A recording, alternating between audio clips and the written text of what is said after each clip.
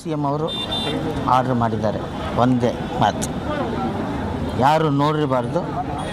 ಆ ಥರ ಒಂದು ಅದ್ಭುತವಾಗಿ ಕಾವೇರಿ ತಾಯಿಗೆ ಆರತಿಯನ್ನು ಮಾಡಬೇಕು ನಾವು. ಇಡೀ ಭಾರತದಲ್ಲ, ಇದು ಇಡೀ ವಿಶ್ವನೇ ನಮ್ಮ ಕಾವೇರಿ ತಾಯಿನ ತಿರುಗಿ ನೋಡ್ಬೇಕು, ಏನಪ್ಪ ಇದು ಹಿಂಗೆ ಮಾಡಿದ್ರು ಅಂತ. ಅದಕ್ಕೋಸ್ಕರ ಎಲ್ಲ ಕಡೆ, ಎಲ್ಲ ದೇವಸ್ಥಾನಗಳಿಗೆ ಹರಿದ್ವಾರ, ಋಷಿಕೇಶ್, ವಾರಣಾಸಿ ಎಲ್ಲ ಕಡೆ ಅನ್ವೇಷಣೆ ನಡೀತಾ ಇದೆ. ಇಲ್ಲಿ ನೋಡಿದಾಗ ನನಗೆ ಅದ್ಭುತ ಅನಿಸಿದ್ದು ಒಂದೇ, ಪರ್ಟಿಕ್ಯುಲರಾಗಿ ದೊಡ್ಡ ದೇವಸ್ಥಾನ ಯಾವುದೂ ಇಲ್ಲ. ಇಲ್ಲಿ ನಡೀತಾ ಇರೋದೇ ಗಂಗೆ, ನೀರು, ತಾಯಿ ಅವರೇ ದೇವರು ಅಂತ ನಂಬ್ತಾ ಇರೋದು. ಆಕಾಶ, ಭೂಮಿ, ನೀರು, ಇದೇ ದೇವರು. ಇಲ್ಲಿ ಎಲ್ಲೂ ನೋಡಿದ್ರು ಕೂಡ ನಿಮಗೆ ದೇವಸ್ಥಾನ ಯಾವುದೋ ಪರ್ಟಿಕ್ಯುಲರಾಗಿ ಇಂಥದ್ದೇ ದೇವಸ್ಥಾನ ಅಂತ ಇಲ್ಲ.